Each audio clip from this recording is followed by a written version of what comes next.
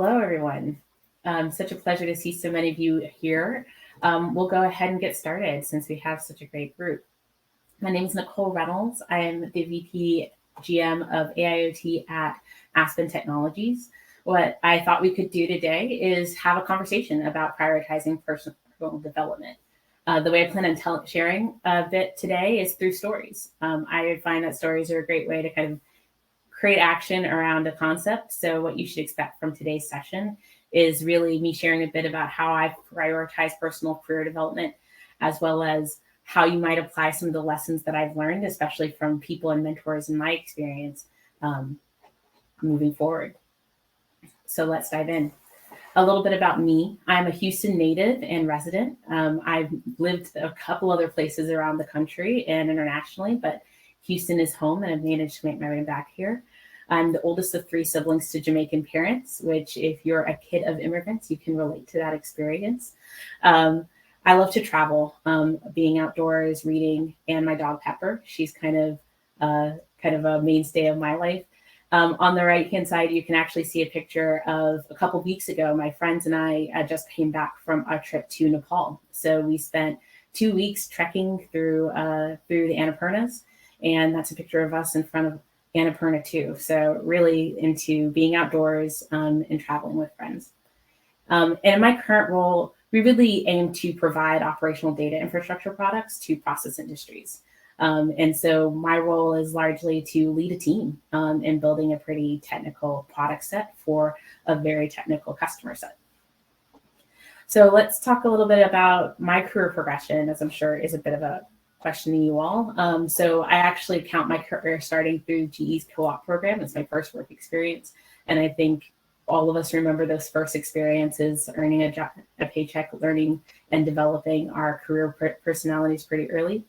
I finished my education at Georgia Tech for my undergrad in electrical engineering. Then I joined a leadership development program, which I would very much recommend as far as if you're earlier in career and looking at how do I quickly accelerate through a lot of development opportunities. These are great. Then after that, I became a power systems engineer. And after a couple of years of that, decided it was time to look more broadly at opportunities. I realized that I wanted to lead an enterprise, not necessarily an engineering team, which is why I applied and eventually went to Harvard Business School for my MBA. Outside of that, I joined Fortive, where I was in their GM development program. Again, you can see the influence of development programs on my career and my experience, which really allowed me to see a couple of different roles and really experiment with the other side of a business. So most of my experience had been engineering and operations before, and this was a real opportunity to work in commercial side. So I worked in roles in marketing and in business development. Moving forward, I became the GM of Basic Oscilloscopes at Tektronix, which included P&L ownership of that business unit. It was my first time leading in a matrix organization, and there are a lot of lessons that you learn. And what I'm hoping you're starting to see in my career progression is not just a up, but also an over. So different industries, different work experiences, and that'll be reflected in when I talk a little bit more about the stories. Eventually moving into being president of Global Traffic Technologies, which was at the time owned by Fortive and later rolled into Vontier. And that was my first president role, full cross-functional and P&L ownership. And that was, again, a growth and development opportunity, which leads me to my opportunity today. So let's dive in. I have a slide a little bit about Aspen Tech before we move on, so you have an idea of what is this Aspen Tech in the lower right corner, and what do we do? And we're a worldwide leader in industrial software for capital-intensive industries, so process industries. So that's oil, petrochem, that is pharmaceuticals, that's mining, and bulk chemicals. So there's just a lot of really great technology that we bring to those customers, and we've been bringing that to our over 3,000 customers to date, and continue to operate with our over 3,700 customers or employees. All right, so why cover career development? So there's of the whole list of things to cover in this session, why? And I think that when I really thought about it, it's been a bit of a roller coaster the last couple of years. Business needs, leadership requirements, and competitive skills are always changing, always evolving. And if you think about it, if you went to engineering school like I did several years ago, you learned maybe Java, maybe you learned C. And today, if you went to engineering school, you'd be learning Python, right? And so before you were really kind of scratching the surface of AI would be interesting, and maybe you took a graduate level course that started to talk about artificial intelligence and those kinds of models and tools. And now you leave school expecting to work in those spaces. And so I think that evolution of skill sets should make us constantly consider, how are we preparing ourselves for that next step? How are we preparing ourselves for what's coming next in our industry? Even if your goal isn't to become CEO of a Fortune 500 one day, or even run your own very successful startup, you have to also consider that your role today is going to be very different in 10 to 15 years. Job change is more common, more frequent. So we have seen and continue to see with great reshuffle, great resignation, depending on what side of it you're sitting on, whether or not you're taking in new talent or seeing talent leave, or a little bit of both. You're seeing that as being more common, which means that every time somebody comes in, there are new skills they need to acquire, new concepts, and even context-focused concepts that they need to bring in. And the same goes for you as you start to think about how you are going to navigate your career, thinking about the next step as an opportunity to grow and develop new skills. There are more resources than ever to pursue continuing education. So everything from LinkedIn Learning to kind of more the open source education to just videos on YouTube, there are places to learn everywhere and build new skills. And that can look while that's very empowering, it can also be pretty overwhelming. So I thought that the idea of covering what you should really consider when deciding what class to take would be helpful. And then growth and development is a key driver to employee engagement, and that includes you. So the reason we are calling this session Prioritizing Personal Career Development is that in addition to helping your folks or understanding the concept of prioritizing your career development, you also have to do that for yourself and figure out how you're going to either include that in your day-to-day work or make the time and space to continue to learn new skills and sharpen those skills for the next role. So I'll start with my first story. There are 3 levers you can control only 2. So this was said to me by the person who ran our leadership development program at Eaton. And she's tremendous. And she said that when you're thinking about your career development and thinking about making a role change or what opportunities are available, you have to think of 3 levers. One is what work you're going to be doing. So what's the role, what's the title, what kind of things are you going to get to cover, who you're doing it for. That includes your organization, your boss, the culture you're going to be operating in, and then where you get to do it. And that usually is pretty black and white into geography. And one of the things that she made pretty clear is that you don't get to control a whole lot of all 3. And so one of the first things about growth and development is usually that if you have a clear idea as to what you want to do next or what your next growth opportunity is, it usually comes with sacrificing control of one of those 3 things. And what I would urge you is that as you think about your career and as you think about making opportunities for personal career development, you think of it as you prioritize which of those levers you want to more firmly control.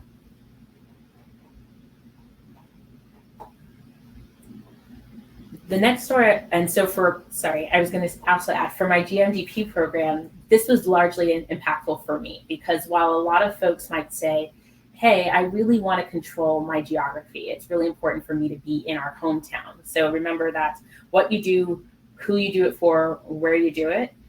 If I really want to stay in my hometown, that means that the only other thing that I might be able to control is who I work for and what I do. There's highly unlikely that if I'm going to go the next biggest opportunity, I'll be able to control both. So for my career early on, where I lived was not necessarily really important to me, which meant that I had a lot more control over what I do and who I work for.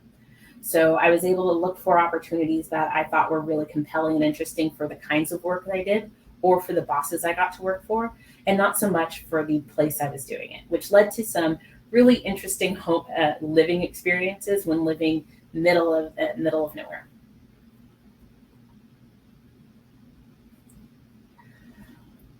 So the next story I wanted to share, or quote that I had, is a good friend said this to me, which is, "It's not about the next job, but the one after that." So my friend, I had just started applying to graduate schools, and I had just considered a number of different schools for business, for continuing education. I looked at graduate in electrical engineering, or graduate in certain kind of technical degrees, and I also looked at MBAs and an overlap of the two. And all of those degrees, all of those programs could have gotten me the jobs that I was really interested in coming immediately out of school. They would be, perchance, GM programs, they might be leading teams, they were likely going to be strategically interesting, and they were going to be technically interesting too. But I think the really important lesson that I took, that she said, that kind of turned on a light, it wasn't about the next job. Like choosing a school or choosing that first job wasn't about this job. It was, does this opportunity give me any stories, any opportunity to learn and grow? Does it give me any new skills, new capabilities that I didn't have before, that will make it easier for me to attain that next job? So for me, it's always been, yes, this job is really interesting, but does it prepare me to the next job? And so something to consider is, when you're taking an opportunity or considering a development opportunity, is not just, is this the right one for this job? Am I just learning something that I'll only apply here? Or am I applying something that is going to be useful in the next job?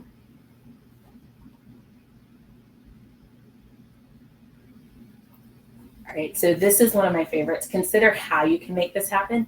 And what is not said here is, not don't go through the list of all the reasons it can't. So the situation for me was, I was working as a GM at Tectonics, and our parent company, Fortive, had this really great growth accelerator program. And what it was is, they pulled 5 to 6 people from the businesses and had them work on essentially building an internal startup for 3 months. That meant you had to divorce yourself from your normal day-to-day work, your normal job driving your business, for 3 months, which was actually quite hard, because for some of us, you had people reporting to you who had big strategic moves you were trying to make, and essentially taking a break from that seemed impossible. But I had a really great mentor and sponsor during this experience, who kind of sat me down and said, instead of telling me all the reasons why you can't do this, consider how you can make this happen. Tell us what you would need to make this happen. And I think once I sat down and considered, okay, for me to be able to take on this really great opportunity, how would I do this? And so figuring out, okay, well, maybe if I delegated this action to this person, that would be a great stretch opportunity for that individual. And maybe if I asked for an additional intern in this activity so that they could pass more analyst work off. Or maybe it means that I'm going to really need to make sure that the person who backfills my spot has a strong relationship with maybe the sales leader, to make sure that this initiative I'm driving doesn't go off the rails. And so once I considered how I would make this happen, instead of all the reasons why it would be a really bad move, it actually opened up an opportunity. And I would say that those 3 months in the Growth Accelerator program have been some of the most impactful of my career. And so I would really encourage that when you're considering a growth opportunity, or somebody comes to you with an opportunity, instead of immediately saying, that just seems like, I don't know how I can make that fit. I have so many things on my calendar.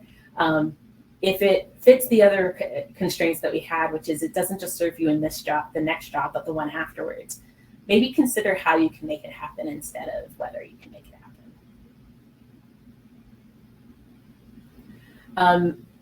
When it comes to growth and development, what happens for a lot of folks, including myself, is that sometimes you end up in roles that feel intimidating. You're finally getting a chance to get in with maybe some big strategic decisions, or maybe you're being asked to drive an initiative that has a lot of meaning for your company, for your organization, or maybe it's just doing something you haven't done before. I think a lot of us sometimes feel really insecure in those situations. I know I do, where you have that moment of, I'm not quite sure if I'm fully up to this. But I think one piece of advice that I got from a mentor of mine, which was really impactful, was that sometimes when they give you a seat, you still have to sit in the chair. They've given you a seat, but you still have to sit in the chair. And I think what that means, and what has come to mean to me, is that sometimes our leaders, sometimes our managers, sometimes someone sees something in us that we might not always identify with, or maybe we've managed to get ourselves into an opportunity that once we're in it seems more harrowing than we thought. It's really up to us to sit in the chair. And this is a question of confidence. Growth and development isn't just going to happen because you're going to take a class. Growth and development happens in that stretchy, uncomfortable feeling when you're trying to take on something that is harder than you've done before. And that's got to be okay. So trying to find it within yourself to sit in the chair, even though it might be scary, and speak up when you're in the chair. Being invited into conversations that are more important often can make us feel smaller, but really it's our opportunity to fully occupy our space and start to share what we think. And this will be my last story, is think of it like a rubber band. So when it comes to growth and development, you're always looking for a stretch opportunity. So I was in a workshop and the leader and moderator explained how when coming up with really great stretch objectives for yourself and also for others, opportunities for people to grow in your day-to-day working life, is that the question was, are you giving an objective that is just kind of like a limp rubber band, where the person who's receiving that objective kind of knows what to do about it, do with it, and there's no tension in it. They're just going to go and complete a bunch of tasks? Or are you given tasks that are just work?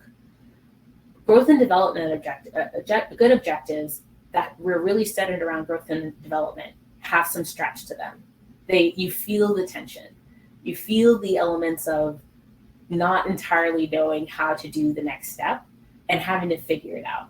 And so when you're looking for a good growth and development opportunity, I like to think of it as, do you feel the rubber band tension?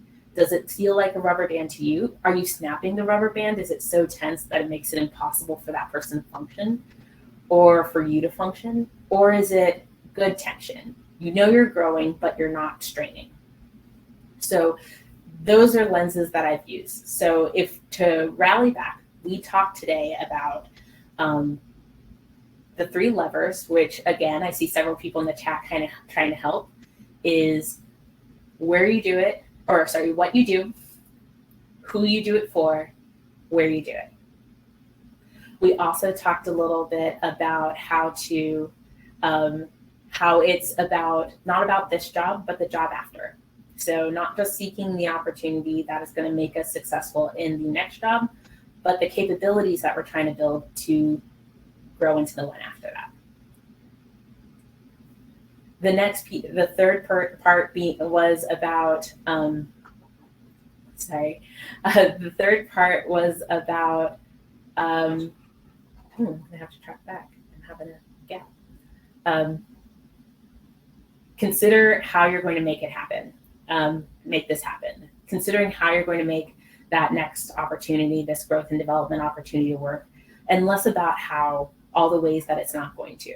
Yes, it might be more work in the near term, or yes, it might require some stretch, but it's really about thinking through how you're going to make the opportunity work.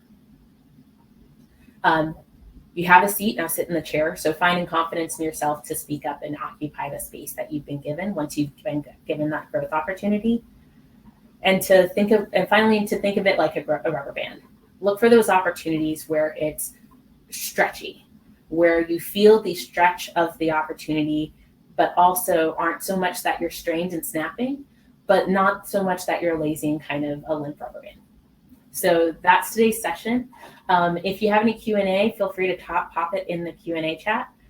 or anything, but I'll stick around here. But thank you all so much for making the time for me today. I so enjoyed sharing my experience and some of these lessons that I've learned in my career with you. And I look forward to engaging with you all offline. You can find me on LinkedIn. Have a great rest of the day.